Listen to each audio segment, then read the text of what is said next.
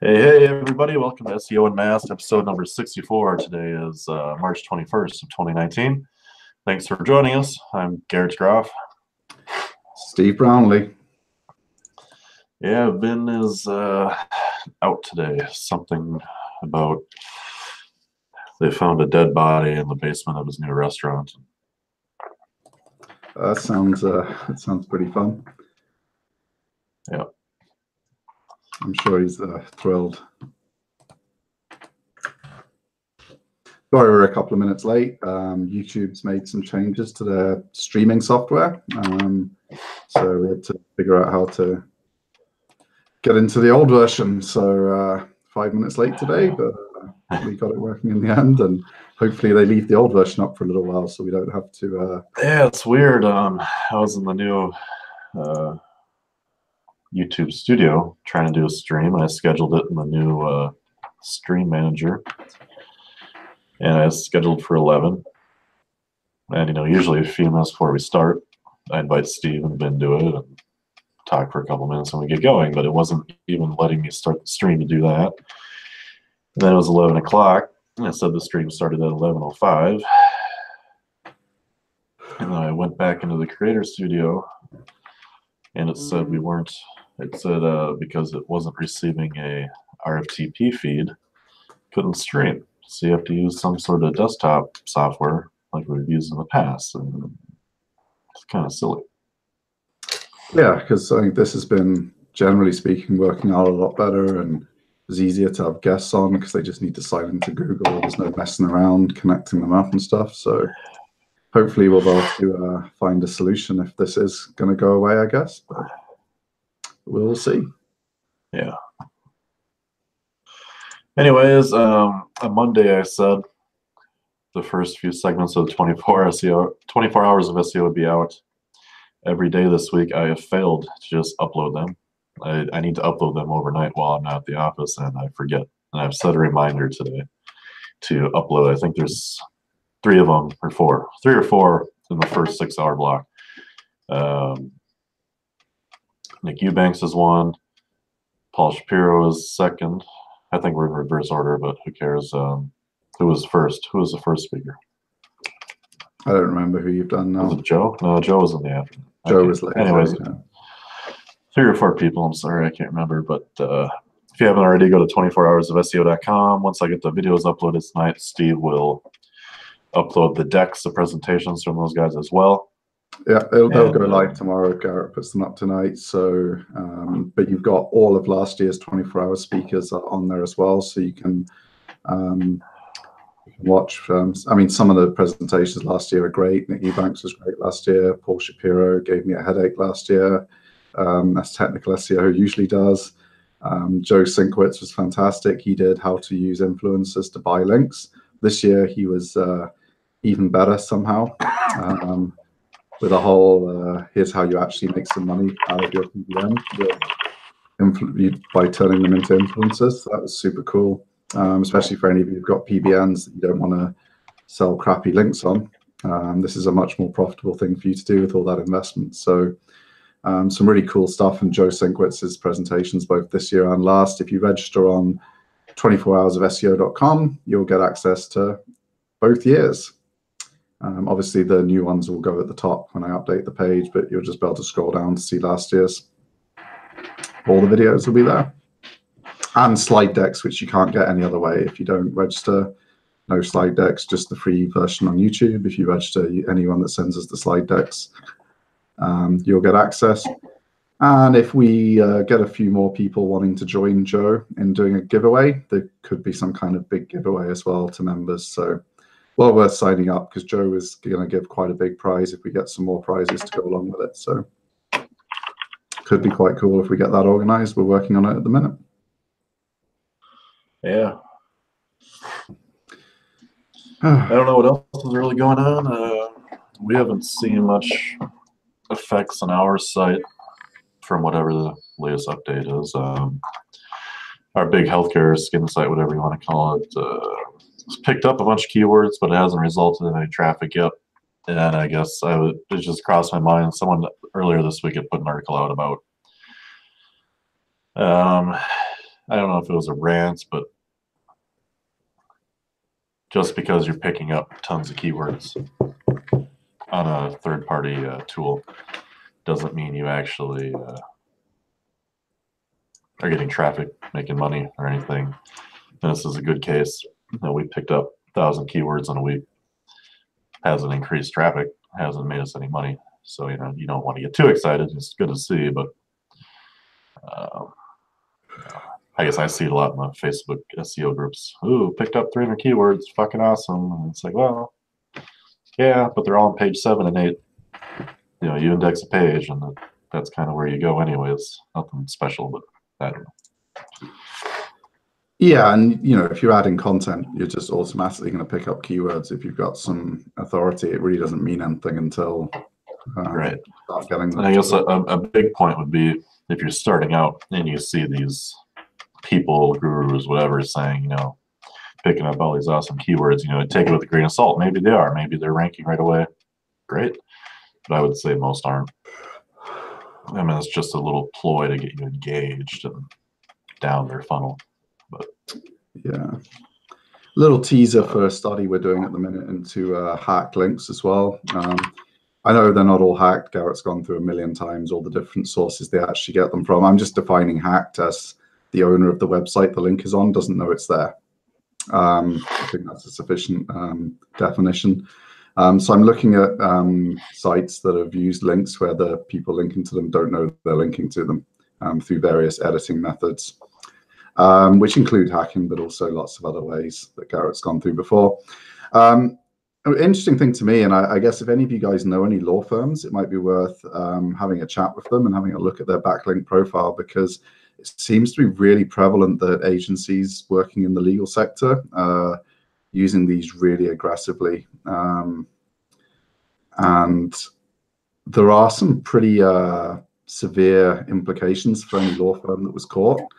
In some states, they could get disbarred. So yeah, if you know any law firms, have a little cheeky look on their Ahrefs and see, especially if they're your buddies and they use some other agency that you don't know. Have a little cheeky look, and you might save them some massive headaches down the road.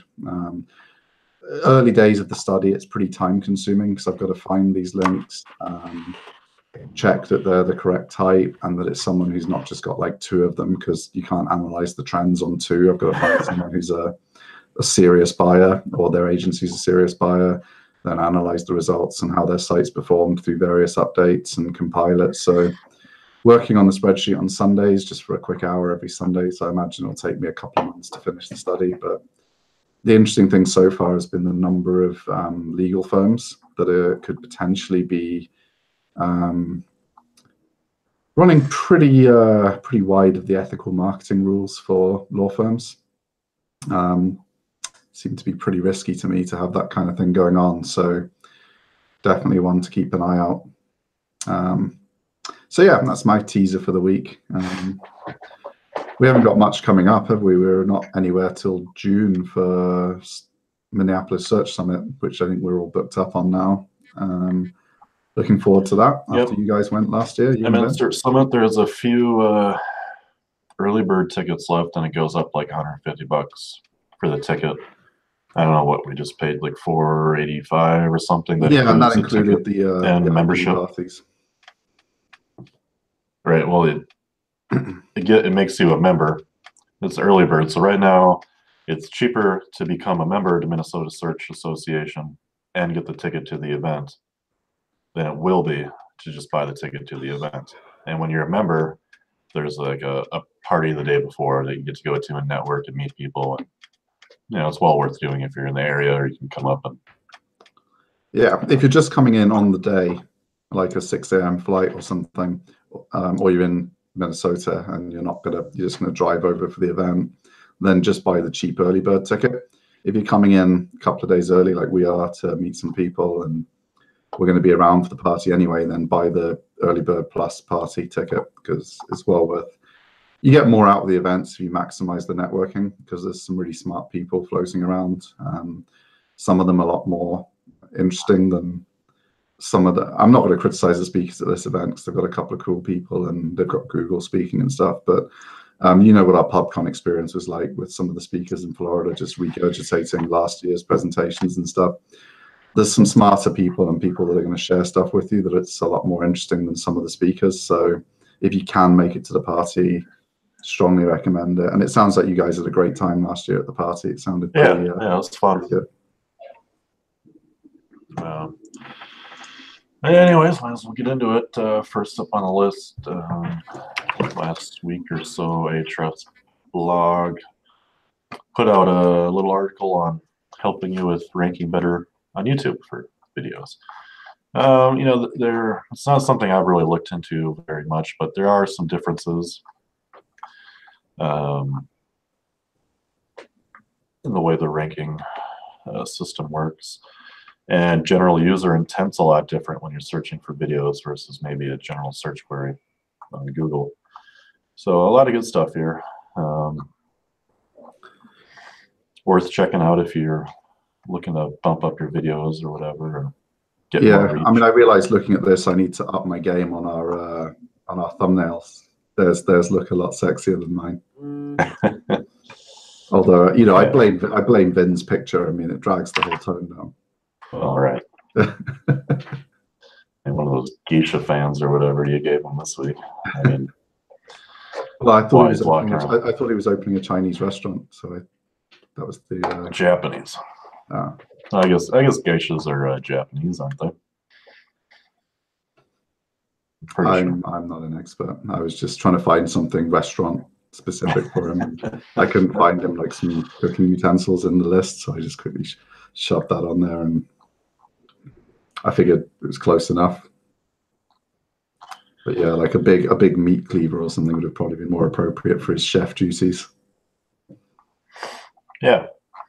I'm sure we'll plug the restaurant in the show for all you New York folks to go along and say hi to Vin on his opening night. You should have an SEO pre-party there or something.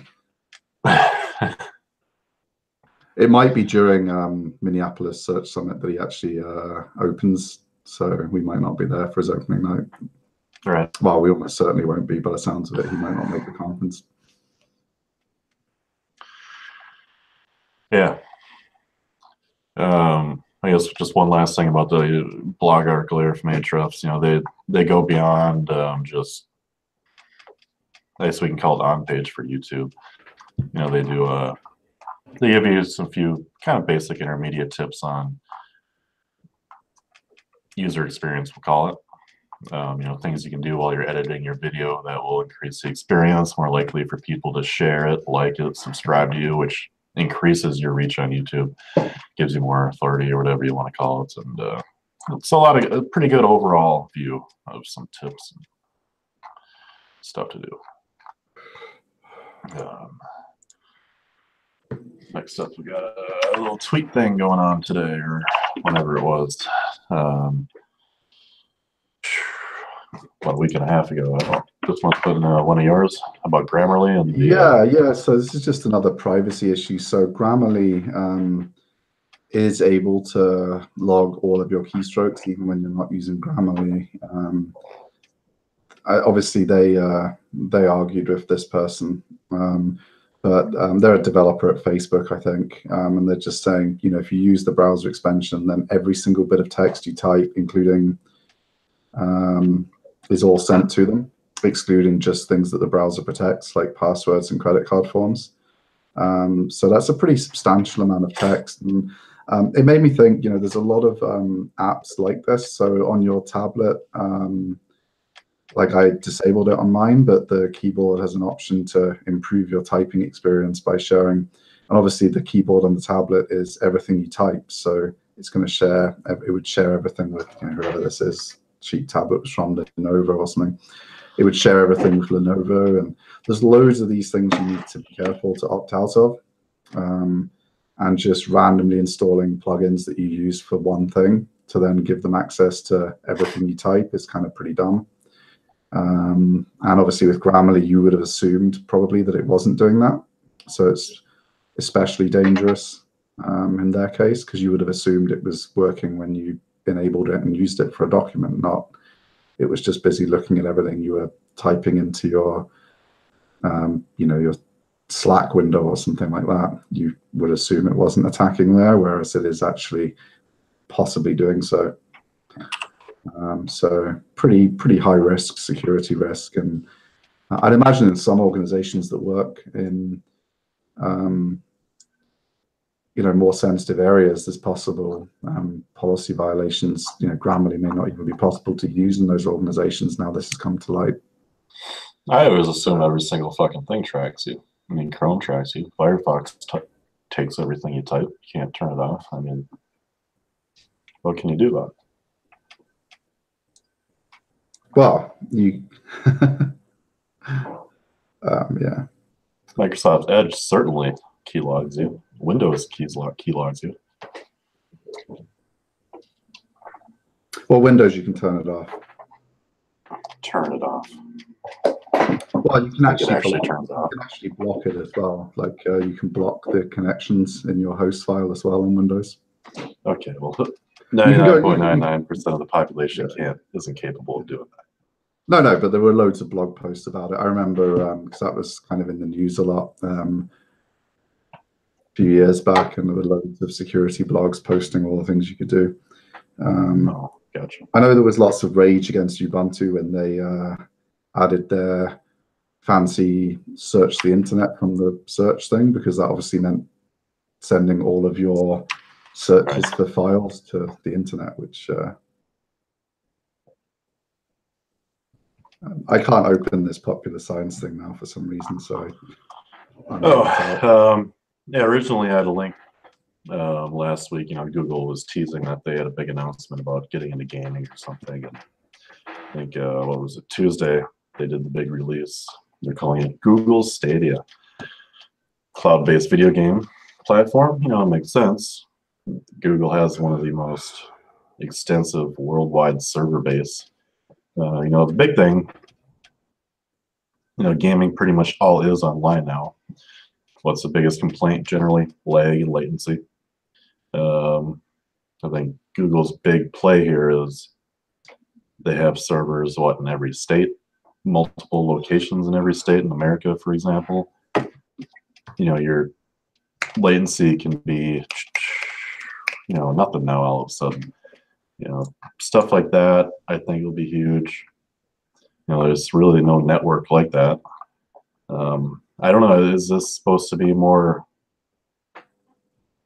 proprietary type stuff? Can you play other games on the network? Can you Well, I imagine their plan must be to get publishers to want to use their technology. I imagine their idea isn't that it's going to be like Yahoo Games was back in the day. I imagine they're going to look for having somewhat more of a flagship feel eventually. I don't know what's launched with it. But, I mean, looking at the controller, looks exactly like an Xbox controller. Or I think it looks like an Xbox. Kind of like a hybrid between Xbox, more like Xbox and a PlayStation, but kind of in between. I mean, I don't have any of these things. I mean, what's it like when you're playing? You can't answer either. I mean, I'm guessing like people game pretty seriously on their Xboxes. I'm assuming like Microsoft has the network pretty well, I mean, that's good. The thing, it seems like a good business decision for them. Online gaming is extremely popular right now. I don't have time to really pay attention to it anymore, but a lot of the games have, I think, we're getting close to reaching their peak. And, games are always replaced by new ones. You still get people that are playing Call of Duty for some reason after like 20 different fucking versions of the same shit. But, like League of Legends is tapering off. Fortnite's really popular right now. We give that a couple of years, and that's going to taper off, and it's going to open. I think it's good timing, especially when Stadia is supposed to offer 4K streaming at 60 frames per second, and eventually they're going to have infrastructure to support 8K. So, that's pretty big promises that no one else is going to be able to probably do.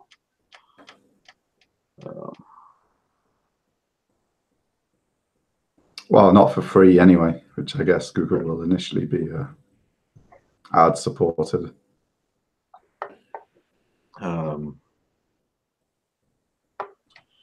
What is this? Yeah, So yeah, that'd be interesting. Yeah. So the next one we've got SE Roundtable Q&A on Google. So they're going after the Xbox, and they're also going after Quora, I guess. I would say Yahoo Answers, but I'm not sure anyone uses that anymore. Maybe they do. But definitely Quora. The thing that I was most interesting about this, I think, from a marketer's perspective, is that Quora has become aggressively spammed by marketers. So I guess if you're one of the first movers marketing your services on here and you answer really cunningly, Google has shown itself when it launches new products, like Google Local has been around for a long time now and gone through multiple evolutions, and it's still spammed to death.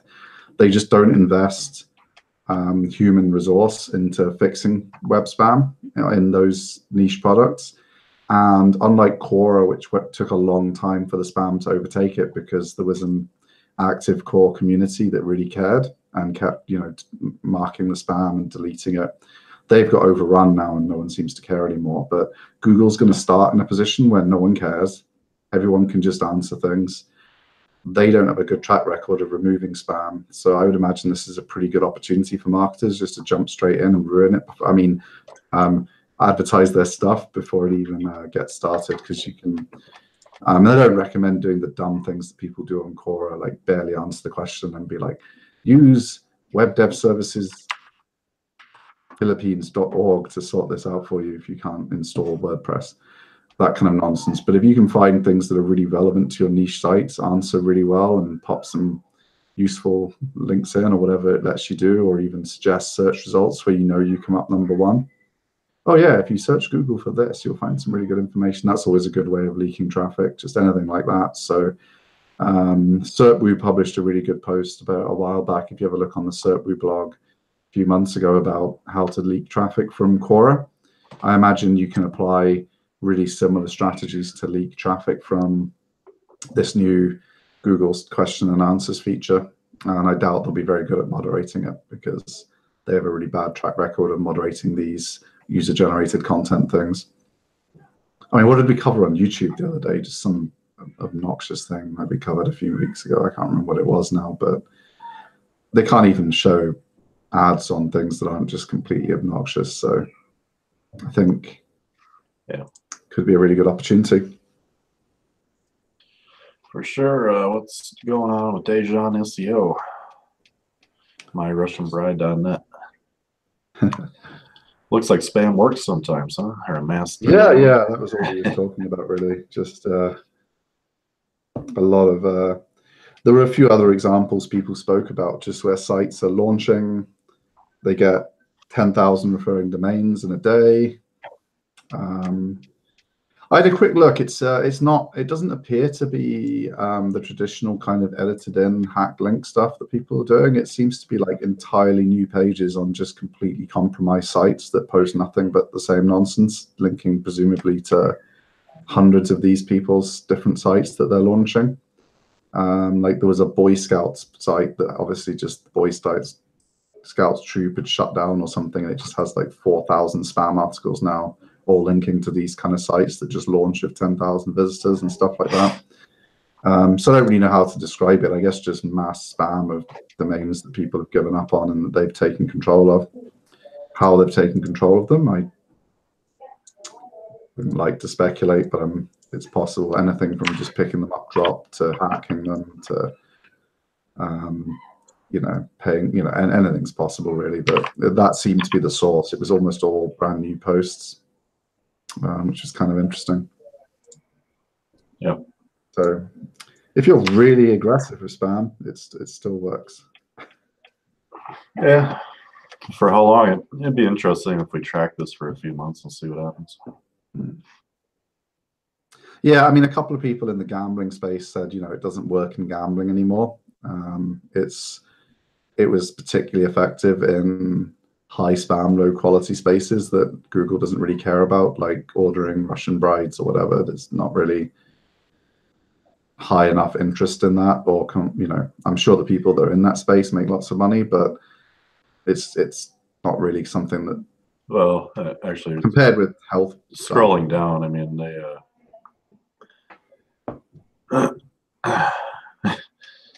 they got about 10,000 traffic a month, and now they took a hit a couple weeks ago. They're down to 2.5. Hmm. So, yeah, I mean, still be interesting to see. But seems like a lot of fucking around building, even if you're auto building 10,000 links to get an average of 3,000 traffic a month or whatever.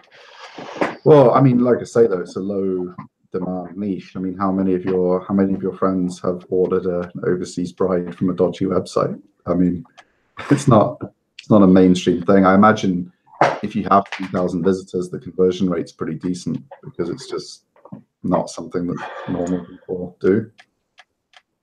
Yeah. We're going to hear in the comments now, like someone has 8 buddies that have ordered brides from all over the world, but I'm pretty sure it's not that common. So 3,000 a day might be pretty good for a site doing that. I think it must be.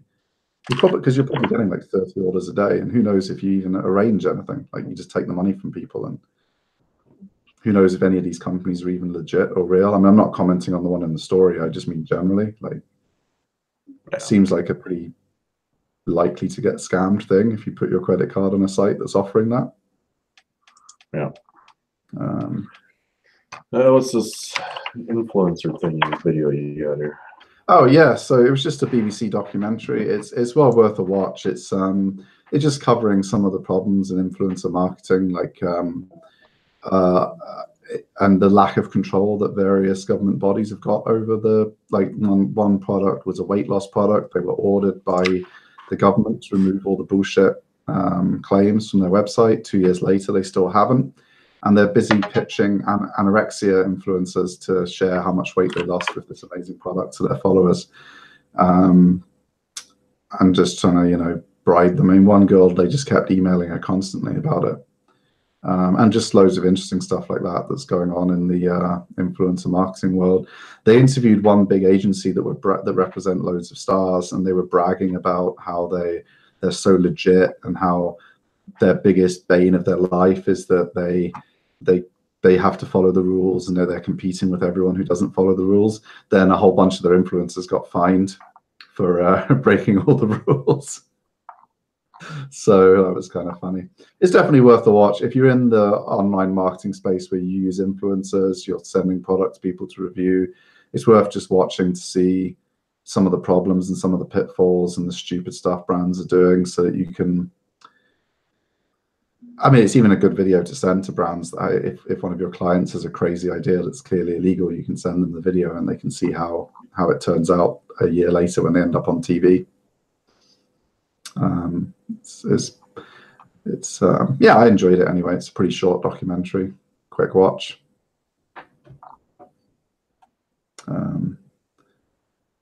Makes me realize we've been far too honest in doing things properly with our influencer marketing work. We could have been doing all that crazy stuff and getting rich like those guys. Yeah, being honest, guys, makes you the small money. What do you do? Anyways, I got this article about the problem with price hikes on legacy TLDs. What's this all about? Yeah, so .com is going to go uncapped. Well, I think it was .org that was going to change first. So ICANN's talking about allowing price controls to be removed from the legacy TLDs, and starting with .org and .info to see how that goes. So, like the new ones can be $120 a year, like for .agency or .whatever. I don't know the prices for them off the top of my head. I think .travel's $120 a year, for example. They realize there's a lot of domain squatting, particularly on ones like .org that were really cheap. So they're looking to allow them to jack it up to, $100 a month, $100 a year, and that kind of thing, to make it more expensive to hold 10,000 domains or something like that instead of. Obviously, there's pluses and minuses to it. Like, I think the pluses more probably outweigh the negatives. I mean, it's going to be kind of annoying for a lot of people, though. So I think it's a different product. The whole point of ICANN was to just administer fairly the registration, and whereas these new TLDs were supposed to be premium, they were supposed to be commercial, they were supposed to be independent. so they could charge whatever they wanted because they were offering a premium thing.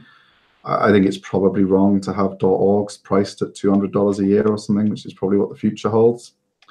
And the article makes a good point that it's not going to affect new people because they're still going to get like 5-year domain registration deals for new domains and stuff like that. It's going to hit people who've got big portfolios who are suddenly going to go from, you know, spending there's someone that $100,000 made a comment.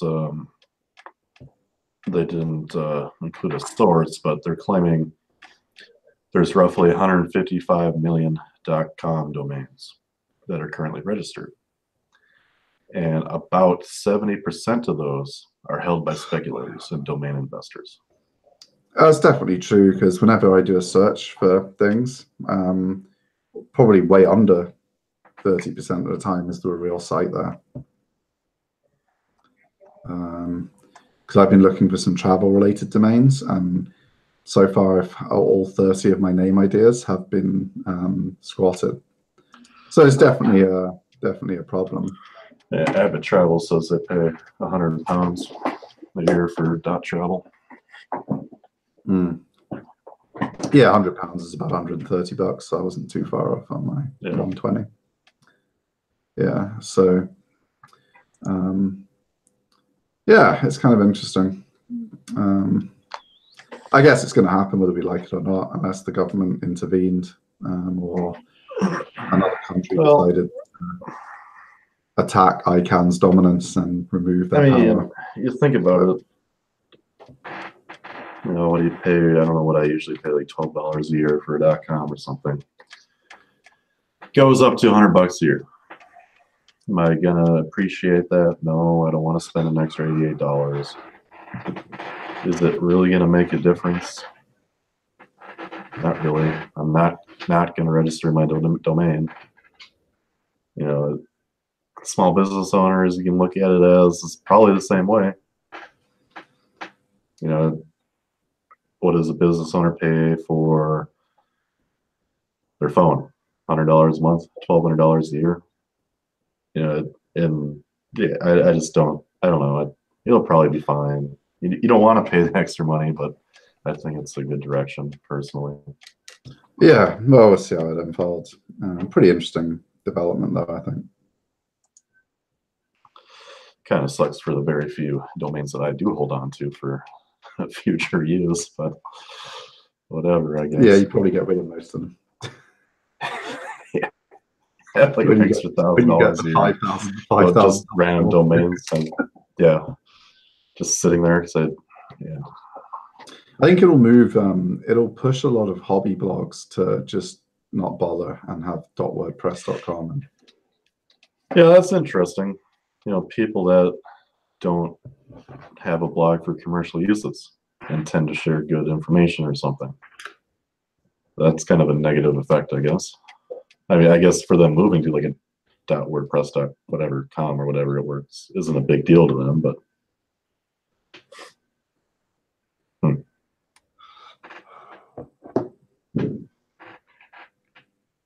yeah, we'll see. So, Medium article about coupon sites. So, Google's recent updates have kind of played into these people's hands beautifully. So they've been pushing more towards, you know, all this EAT stuff and authority and trust and all this nonsense, pushes bigger sites higher in the SERPs. So what these coupon companies have realized is if they just stick like coupons.cnn.com, coupons.dailymail.co.uk, all this kind of stuff up, it just insta ranks ahead of proper coupon businesses, including the venture capital funded one that Google owns a stake in. And it just insta ranks and starts making a few million a year for the newspaper with no effort required. I dispute some of the claims in here about and the accuracy of the traffic estimates they used, because they're just, you know, they're nonsense. But probably in broad strokes, they're not a mile away on the actual revenue estimates. It's kind of, and you're going to see more of that with, it's damaging to people that, well, we've already seen it a few years ago when Google started these updates, people that had really good programming blogs and hobbyists that were sharing really good information. They would do a write-up that was, you know, 6 pages long of scrolling, explaining how to do something in Python. Now you get the 7 people arguing about whether it was a good question or not on Stack Exchange as the #1 result, and you've got to scroll to like page 3 to find those hobby blogs now. This is just the natural extension of that as Google.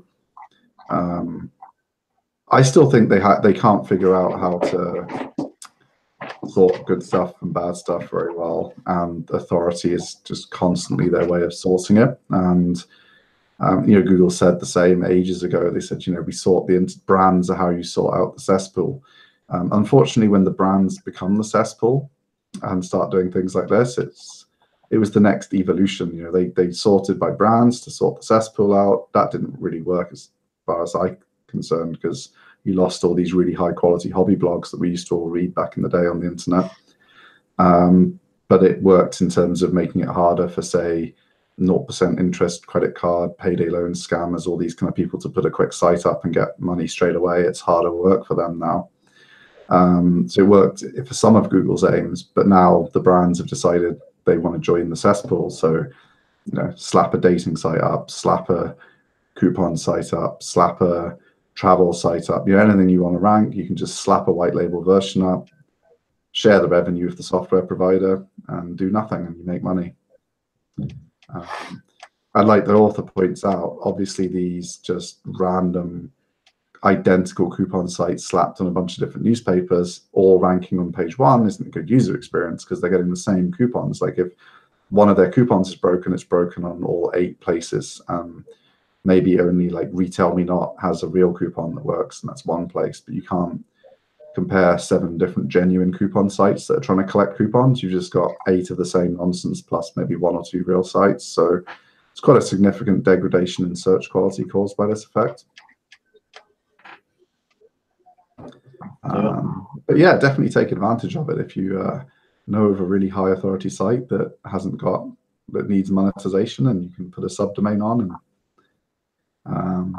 And examples would be, like in the gaming space, you could put a gambling subdomain on there and get some rankings if the owner was willing. Loads of stuff you can do with this until they fix it and make some short-term money. So if you've got a product that lends itself to marketing this way, make hay while the sun shines, but expect it to go away pretty soon now that people are starting to talk about it, and especially since it's outranking one of Google's own companies that they own. Probably they're not too chuffed about that. Yeah. Oh, next up, the guys over at SEO Book have an article talking about. Yeah, Alan Wall's actually written something. Yeah. Which is always a treat. Yeah, nice little analysis of what he thinks is going on, or kind of generalized, but I like that he points out, a lot of sites have kind of recovered from Medic or something, and, people say recovered. And, like he has an example of someone's graph here. They're getting, probably an affiliate site, getting 300 hits a day. Now they're back to going to 600, their traffic double. But in reality, this site used to get 3,000 hits a day. Have they really recovered? No. They're on the right track, but they're still, 80% of their traffic's gone, or whatever, 70%. Interesting. Yeah, some people have shared their graphs with me that look exactly like that as well. And he rightly points out that loads of SEO agencies are going to crop the graph, just showing the low traffic and then the recovery, and say, yay, we're the recovery geniuses. Yeah. So watch out for all the bullshit posts. Abbott Travel's just agreeing with us on the problem where they're being outranked by Expedia, but the stuff on Expedia is trash, which I can well believe. I'm never impressed by much about Expedia, to be honest. So I can well believe, without even looking at his page, that it's better than Expedia's page. Interesting takeaway at the end was just he's noticed that it's more anchor text stuff. So I think people had been starting to get more aggressive with anchor text again and putting stupid anchor text up since the Matt Cutts era finished. And I think it makes sense that Google would try and tune that up a bit again, because it's something that, all the Penguin updates hit anchor text people that were over aggressive every single time. And as they're trying to bake things into core, it makes sense that some, you know, if they've done a major rewrite of everything, some penguiny stuff would make it into core.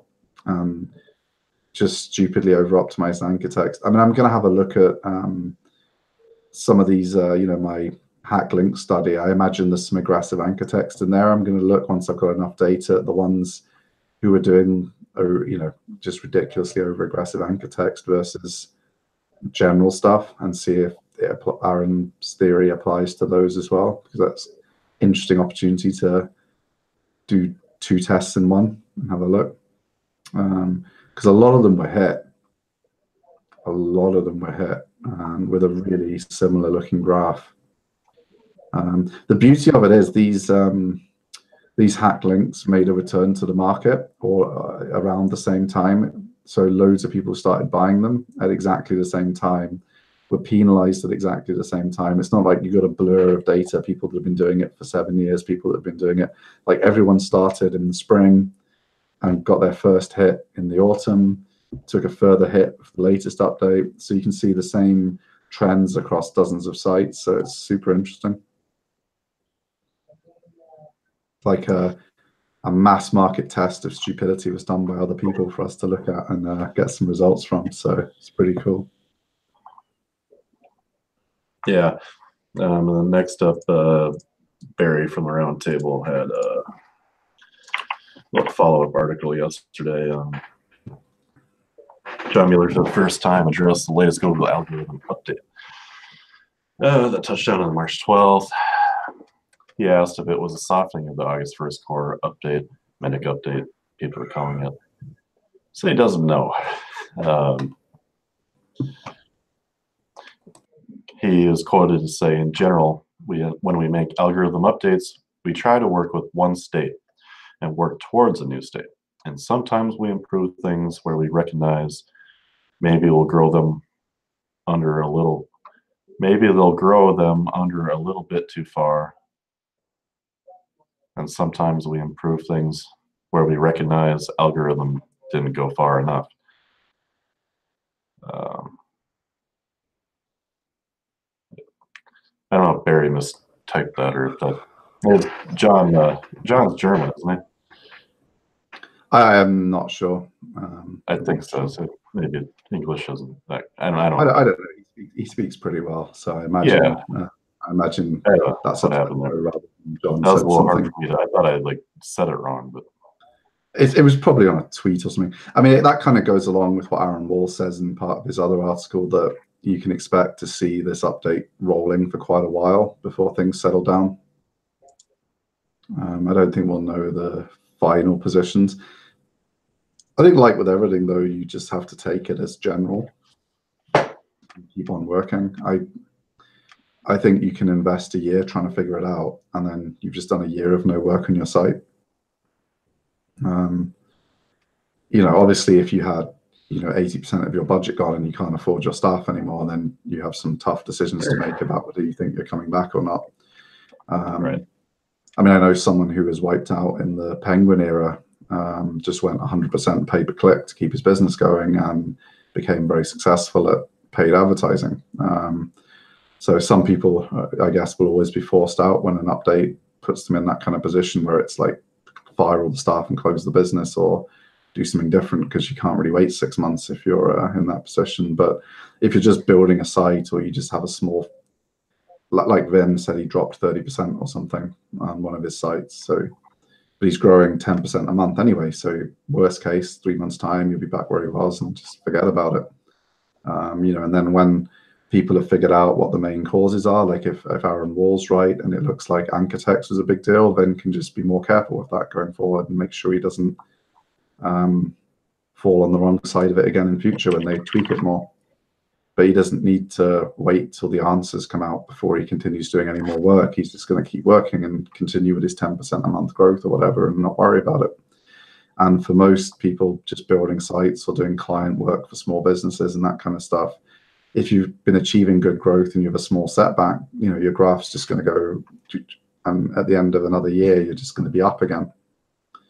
So it's usually not worth panicking unless it's it's a real business critical crush that you take, in which case obviously you have much more difficult decisions to make.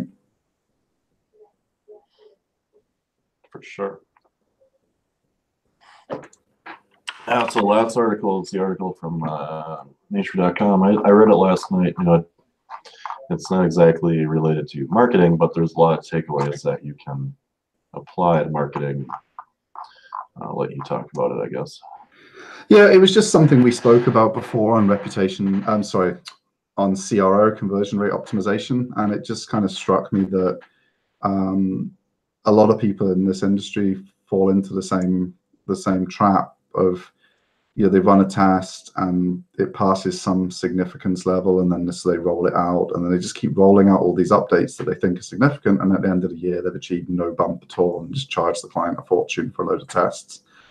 Whereas other tests that are clearly significant but don't pass the test, you don't roll out because you can't get enough data on them. But there's enough evidence to show, like in one of the cases, you know, more people were having these horrific side effects, but it wasn't statistically significant. But the wildly out of sync nature of the results meant that you could probably conclude that you needed to go down that road of investigation more, because there was a good chance you would find a correlation, or you would find evidence if you kept looking, because it was just so out of the ordinary. So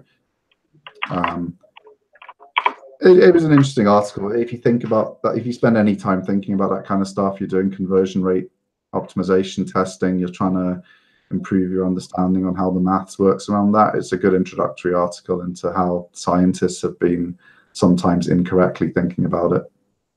And it also reminds you how far behind on the maths some supposedly professional CRO people are. Not all of them, of course. I mean, Pep Lajar, however you pronounce his name, sorry, Pep, I know that's how you pronounce your first name, no idea on your surname. He rails against this nonsense all the time in his public presentations and stuff. I haven't seen him speak in a while, actually, because we don't pay as much attention to that, since we don't take client consulting on as much anymore. But obviously when we have clients, you still have to do testing and pay attention to all that kind of stuff.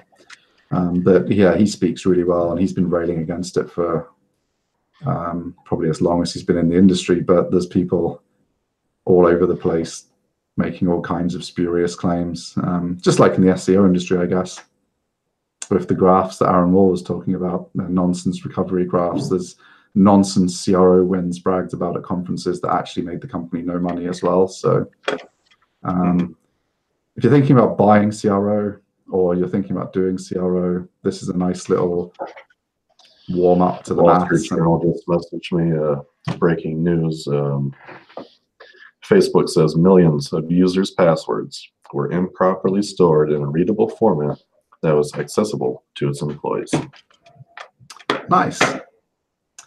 So good stuff. Thanks, Facebook. Yeah. Was Anyways, this a new round of the week, or is this an old one? I'm pretty sure you had titled it Rant of the Week is Back. All right, let me just from load it up. 14th March, so it would have been, I think, yeah, it would have been, I think you put it up right after the show or something like that. Okay, let me have a look at what I'd found. It's been a week. Do you trust Rand for SEO advice? Oh yeah. David Cohen is the Rand of the Week.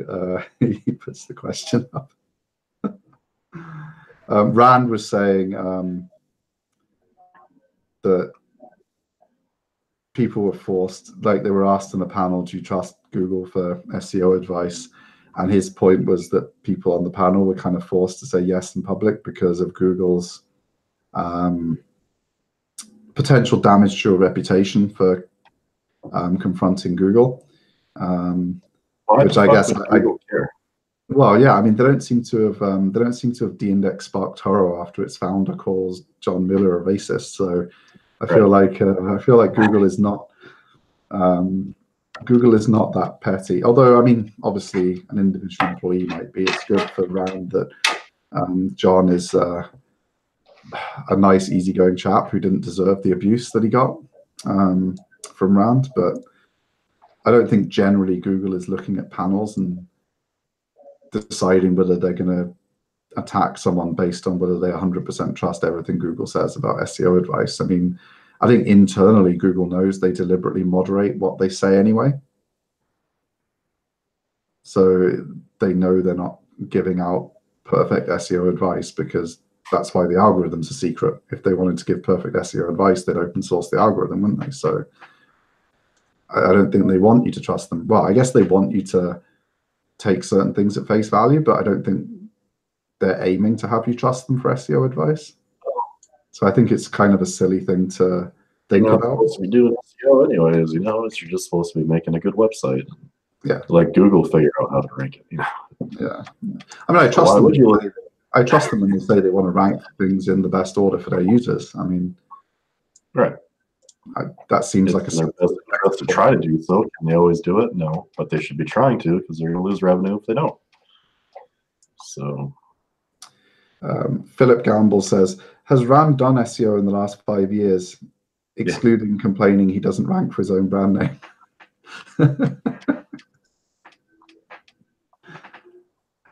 David points out, there's no evidence that Rand actually does the work, has ranked any competitive keywords, built links, created digital campaigns, or grown any sites in SEO-related ways in the past 5 years. But he's given advice incessantly like he does the work. So pretty clear David's on the no side to the do you trust Rand for SEO. And that's this week's Rand of the Week. oh,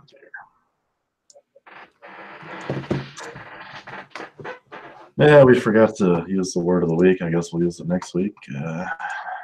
It's more fun when Vin's here, because I never really try anymore, because you guys are always quicker than me, and he always gets really annoyed when you beat him. So I'll leave you guys to battle it out again next week. Yeah. I mean, I'm so bad at it. Like, you guys have both said it, and then I think I won when I say it 20 minutes into the show.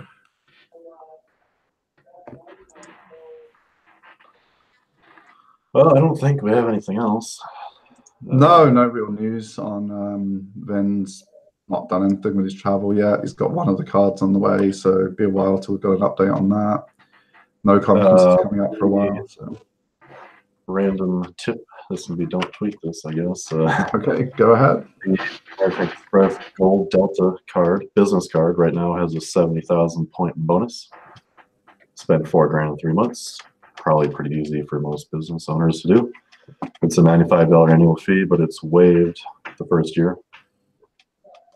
If you want a referral link, I picked it up yesterday.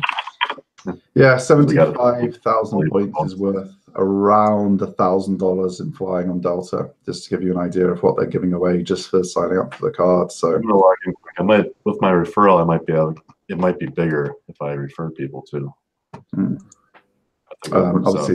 Obviously Garrett will get paid some points for the referrals, so technically that is a sponsored advertiser placement. But we're not really sponsored by American Express. They just pay a small referral thing, and sometimes give you more points if someone refers you. Oh, nope. Definitely find the offer. If I refer you, you only get 30,000. Oh, so yeah. So find the offer for 75,000. Do not get referred by a friend. Get $1,000 worth of points. It's pretty. You should be doing all of your business spend on a card that collects some kind of points, and they're usually worth a lot more than cashback. If you travel at all.